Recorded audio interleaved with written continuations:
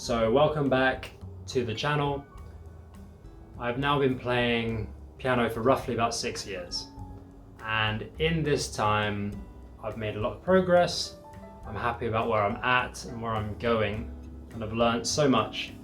However, there have still been some times where I've made some mistakes that, looking back, I wish I had never done to save time, or things that I wish I had learned sooner.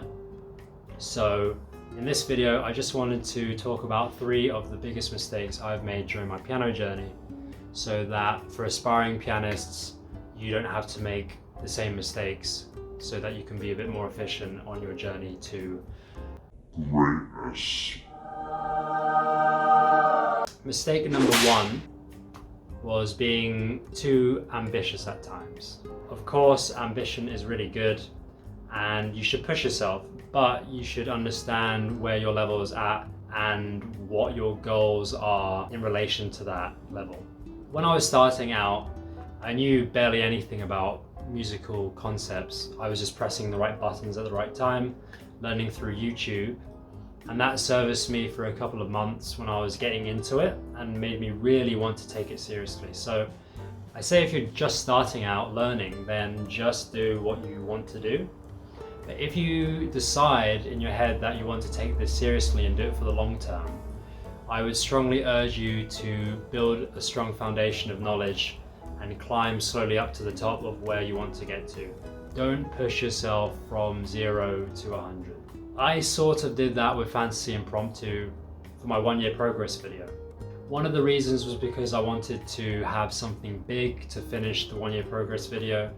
And it's kind of funny because that's like one of the calling cards for 1-year progress videos online right now, is to play Fantasy Impromptu in your first year, which is actually kind of crazy.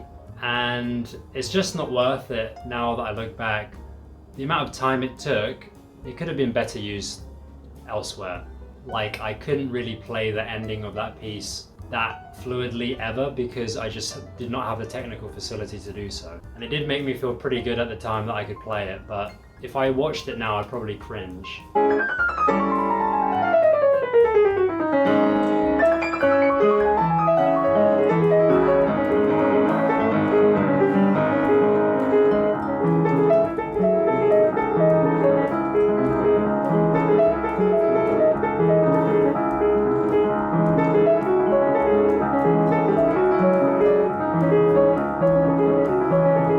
I did it once as well, sort of 2 years ago when I was in my last year of uni. I learned Chopin's Winter Wind.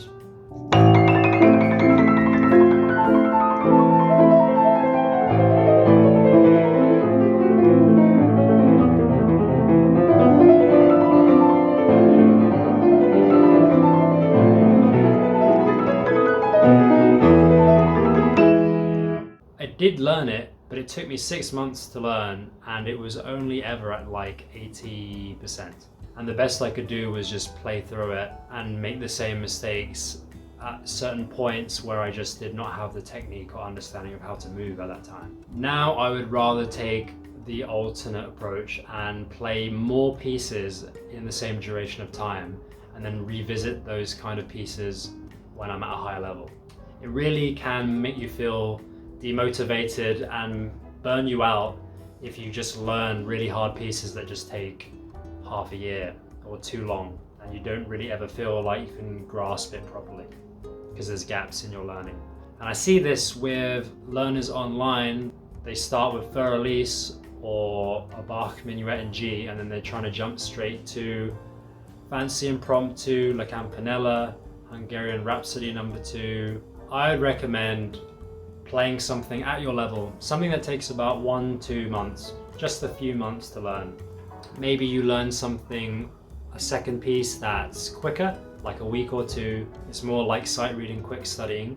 And then a third piece could be a stretch, but not a stretch from Bach's Minuet in G to La Campanella. It has to be, maybe it's a sonatina, something like that is a bit of a jump, but just stretches you enough, not something ridiculous. That's where I am at now. I don't think anything should really take you 6 months to a year to learn ever, unless it's basically multiple pieces in one, like a movement of a sonata, or multiple pieces in one suite. That's where there would be an exception, maybe. Okay, my second mistake was just not learning quite enough theory.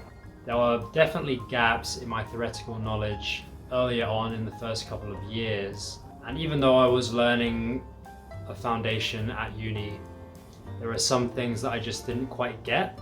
There would be pieces that I would play where I just wouldn't really understand what was happening, but I would be able to play it and would learn it. But if you're not really able to understand what this harmony is, or this pattern or sequence is, then there's a problem there, because you're a bit disjointed from the composition. So you really need to be able to understand what keys the music in. You should know all your scales like the back of your hand, really. It's like the foundational toolkit before you go off and do whatever you want. So make sure that you learn all the basics. Try to understand the harmony and how things are fitting together, instead of just looking at a new piece of music and trying to count all the notes.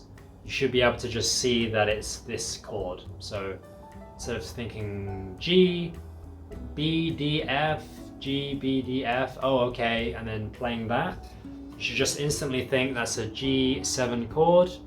Maybe it's in the key of C, it's probably leading back to C major. Things like that when you're learning will speed up the learning process significantly. And when you're recalling this information in your mind, it sort of helps compress the knowledge of all the notes in a zip folder, so you create a shortcut in your head, essentially. So make sure to keep yourself scratched up on theory, and that's still something that I hope to get better at too.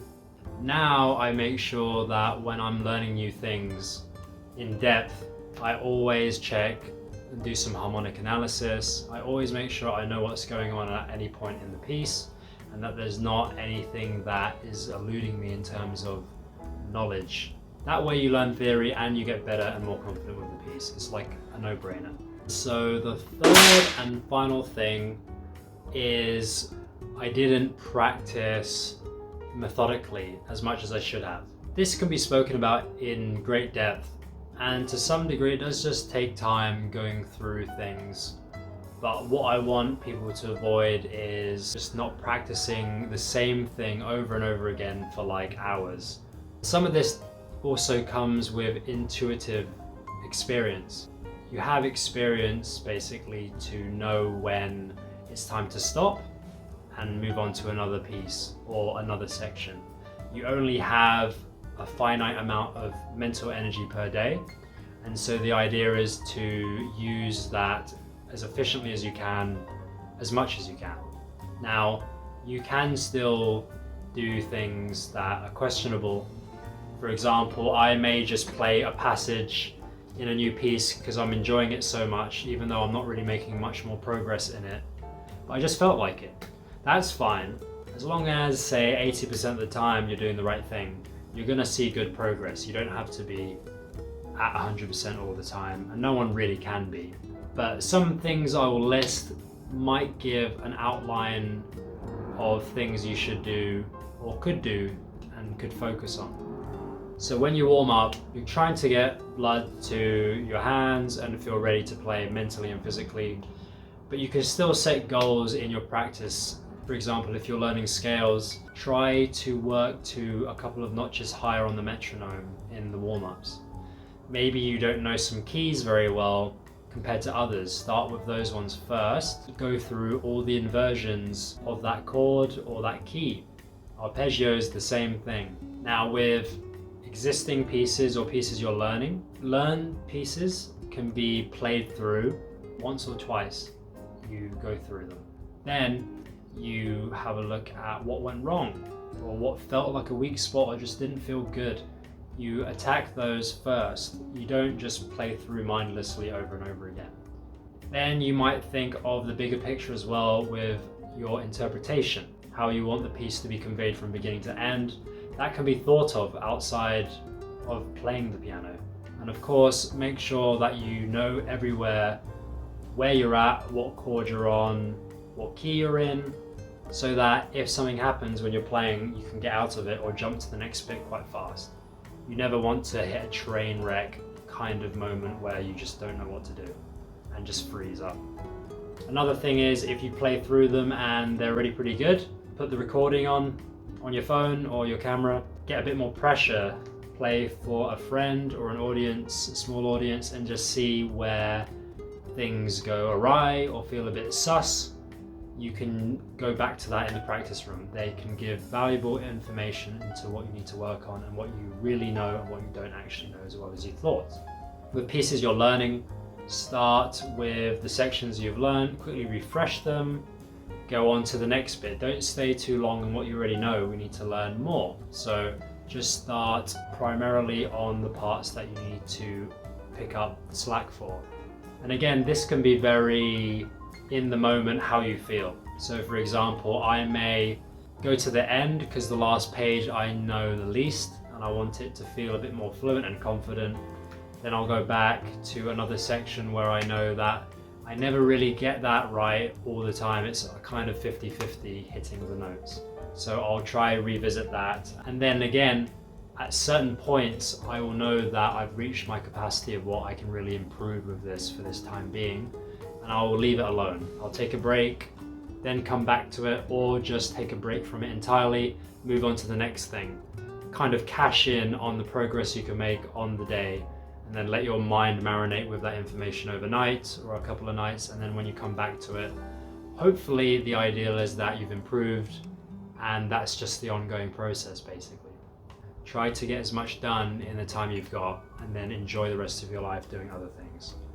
And build your interpretive ideas living life, like getting stuck in traffic or having a bad day at work or school and then going, damn, now I'm going to put that in the music. So those are the biggest mistakes I think I've made in my piano journey thus far and that I've learned from. I hope that was useful. Let me know what you guys think in the comments. Leave a like, dislike, and I'll see you in the next one.